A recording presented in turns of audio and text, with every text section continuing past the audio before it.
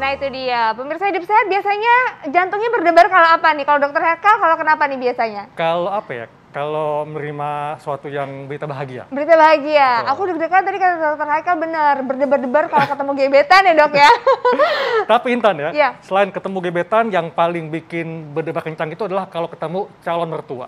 Wah, dokter Haikal udah ngalamin ya kayaknya itu deg-degan banget ya dokter. Betul. Tapi dokter Haikal ini jantung berdebar-debar tuh bahaya nggak sih dok? Terus gimana nih kita bisa tahu kalau ini adalah sinyal bahwa adalah tanda-tanda bahaya? Nah, pas banget di tengah kita sudah ada Dr. Rina Aryani, spesialis jantung dan pembuluh darah. Pagi dok, apa kabar? Halo, selamat pagi dokter Haikal. Sampai berdebar saya juga. Pagi Mbak Intan. Dokter Haikal sampai deg-degan ya. Dokter Rina, ini kan masyarakat tentunya sering bertanya dok ya, ketika jantung berdebar.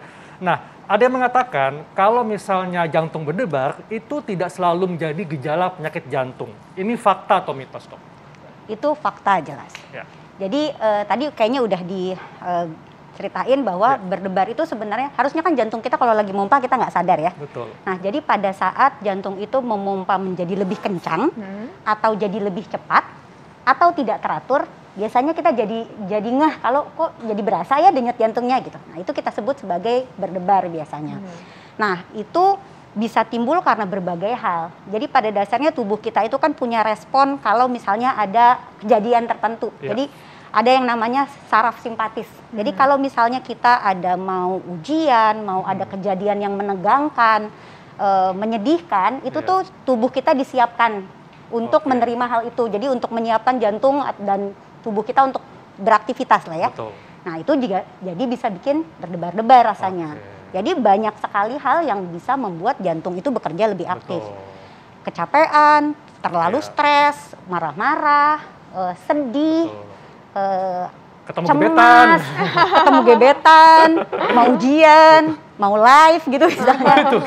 Itu bisa. Jadi ada banyak sekali hal yang bisa bikin berdebar-debar, termasuk makanan atau obat-obatan gitu. Itu ada yang bisa bikin berdebar. Nah dokter, tapi kalau misalnya kita nih sering kaget dokter atau sering dikagetin, itu bahaya nggak sih dok?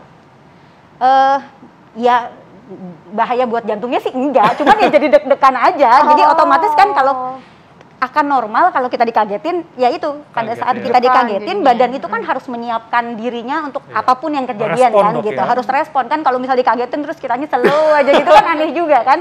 Itu jadi makanya normal kalau dikagetin, deg-degannya kalau ngapain? Kalau dikagetin ya iya dong gitu. Ya wajar jadinya gitu. Jadi sangat tergantung debar-debar itu seperti apa sama kapan munculnya. Nah itu tuh sangat berpengaruh untuk kita tahu sebenarnya berdebar ini masih normal atau tidak. Gitu. Oke, nah dokter, tapi ini ada juga nih dok fakta dan mitos yang beredar nih. Katanya kalau kita punya gejala lemas sampai pingsan, jantung berdebar, itu adalah gejala gagal jantung. Ini fakta atau mitos dokter? Faktanya tapi sebagian, sebenarnya bukan gejala gagal jantung ya. Kalau misalnya kita punya berdebar-debar sampai yang bikin lemas, pingsan, itu menunjukkan bahwa berdebarnya adalah sesuatu hal yang serius. Gitu. Jadi belum tentu gagal jantung, tapi itu pasti sesuatu hal yang serius dan harus dilakukan evaluasi. Gitu. Jadi bisa karena gagal jantung, bisa karena serangan jantung, atau memang karena gangguan iramanya cukup berat.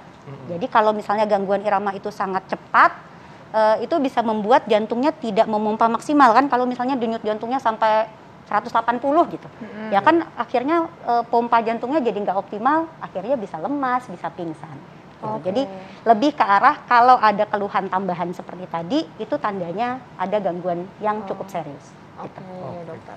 Jadi artinya jantung berdebar ini juga, ini dok, maksudnya orang seperti apakah yang tadi dokter katakan bisa mengalami tadi dok, misalnya tiba-tiba jadi lemes sampai pingsan, itu apakah semua orang yang bisa mengalami hal tersebut atau ada orang tertentu nih dok ya? Karena ada yang mengatakan nih kalau mereka yang suka konsumsi kopi, ini bisa menyebabkan jantung berdebar.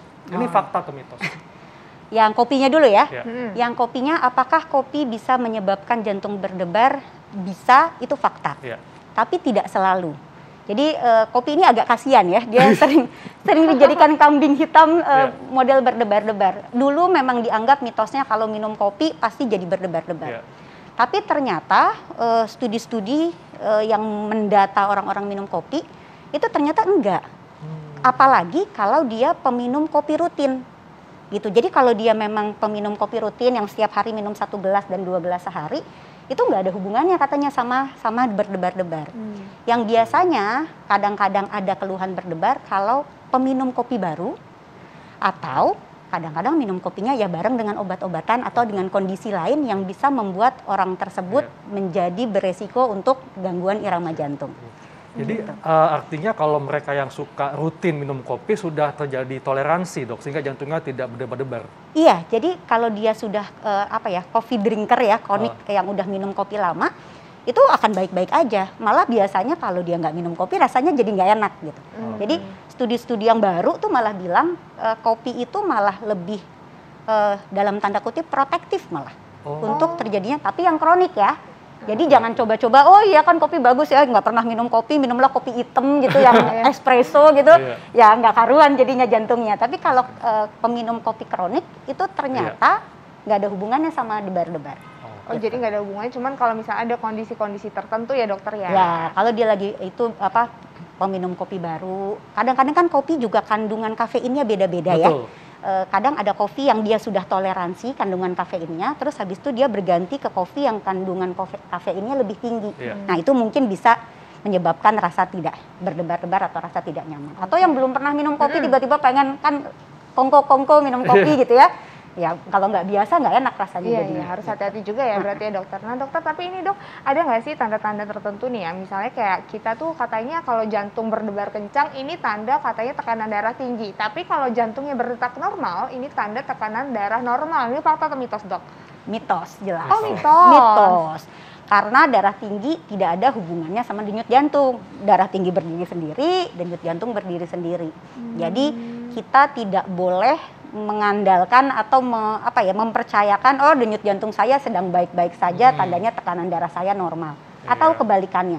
Kadang ada juga yang pakai kalau leher saya lagi nggak sakit, tekanan darah saya tandanya normal. Itu juga nggak bisa. Jadi untuk tekanan darah dia tidak bisa kita korelasikan dengan keluhan apapun. Gitu. Jadi ya tinggi bisa tinggi, ada orang yang tensinya bisa 180-an tapi tidak ada keluhan sama sekali, gitu. Jadi nggak berhubungan biasanya. Oh jadi nggak ada hubungannya ya dokter ya, harus hati-hati itu. Dok, ini juga ada masyarakat yang bertanya dokter, fakta atau mitos, kalau misalnya jantung berdebar disertai dengan telapak tangan berkeringat, itu tanda penyakit jantung, fakta atau mitos, tapi nanti dok jawabnya, kita akan simak jawabannya sesaat lagi tetap di Hidup Sehat. Ya, kembali di Hidup Sehat, dan kita masih membahas tentang jantung berdebar. Karena cukup banyak nih Intan ya, orang yang jantung berdebar, apalagi kalau ketemu gebetan. Tapi, apakah jantung berdebar ini juga merupakan tanda penyakit serius?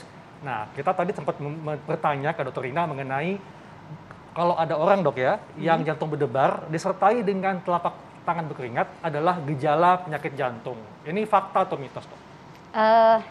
Mitos, tapi kita jelasin dulu ya. Jadi sama seperti jantung berdebar yang muncul akibat kalau misalnya kita ketemu respon, tangan berkeringat itu juga.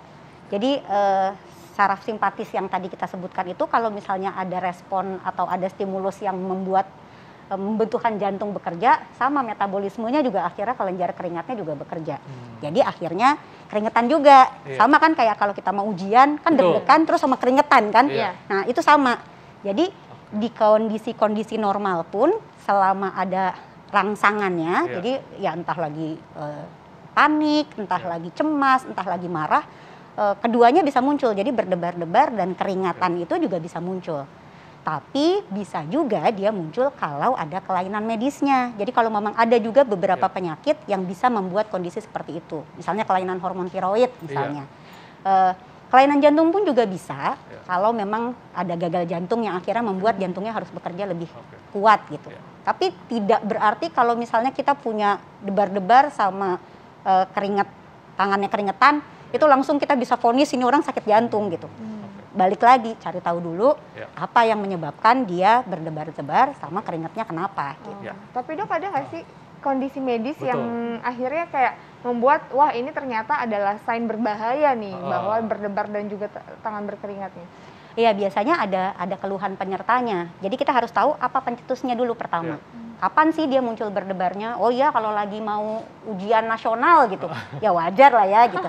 Cuman kalau misalnya dia nggak ada pencetusnya, tiba-tiba debar-debar, nggak teratur, keringat dingin, disertai rasa lemas, atau ada demam, atau ada batuk kronik, atau ada berat badan turun gitu. Jadi ada penyakit penyertanya atau keluhan-keluhan temennya, itu yang membuat kita bisa berpikir, oh ini tidak hanya murni berdebar dengan tangannya keringetan nih, ada temennya nih, ada penyebab lain yang bisa menyebabkan itu. Gitu. Termasuk kalau misalnya dia disertai dengan nyeri dada juga, Dok ya? Oh iya, otomatis kalau serangan jantung ya berarti ya, kalau serangan jantung ya itu disertai nyeri dada, keringat dingin. Itu kalau lagi serangan jantung tuh malah keringatnya biasanya malah heboh tuh, nggak cuma di tangan aja, bisa sampai membasahi baju, lemas, pingsan. Nah itu sangat membutuhkan perhatian serius, jangan dianggap enteng yang begitu malah gitu. Nah dokter, ini ada fakta dan mitos berikutnya nih dok. Ini katanya gula darah rendah ini dapat menyebabkan jantung berdebar kencang. Ini fakta atau mitos dokter? Fakta. Fakta. Kenapa? Tadi kembali lagi, karena tubuh kita kalau gula darahnya rendah, tubuh kita perlu memompa lebih kencang untuk memenuhi kebutuhan tubuh. Gitu. Jadi memang ada kondisi-kondisi tertentu yang akhirnya membuat jantung ini memang harus bekerja lebih aktif. Kalau enggak nanti nggak cukup dong gitu. Jadi gula darah rendah, HB rendah, misalnya anemia tuh akan membuat denyut jantung berdebar kencang. Atau hamil misalnya, hamil tuh juga akan bikin jantung berdebar lebih kencang. Tapi apakah normal? Ya termasuk normal. Beresin aja gula darahnya, ya denyut jantungnya akan kembali lagi. Ya, jadi jantung berdebar itu tidak selalu merupakan gejala penyakit jantung, Dok ya? Ya. Nah, tipsnya Dok kepada masyarakat supaya masyarakat bisa betul-betul mengetahui dan tidak parnoan bahwa apa yang mereka alami jantung berdebar itu bukan sesuatu yang serius, dan penyakit apa saja yang disertai dengan jantung berdebar tapi bukan merupakan penyakit jantung. Oke. Jadi pertama kita mengenali berdebar dulu ya. Jadi yang pertama kali untuk seseorang itu kalau punya ngerasa jantungnya nggak enak, itu kenali dulu berdebarnya seperti apa. Betul. Pertama kita hitung dulu denyut jantung kita tuh berapa sih yang dibilang caranya berdebar. Dok, hitungnya itu. Kita itu punya, jadi kita bisa menghitung denyut jantung di pembuluh darah besar yang ada di badan. Bisa di leher, bisa di tangan, atau sebenarnya bisa dilipat selangkangan.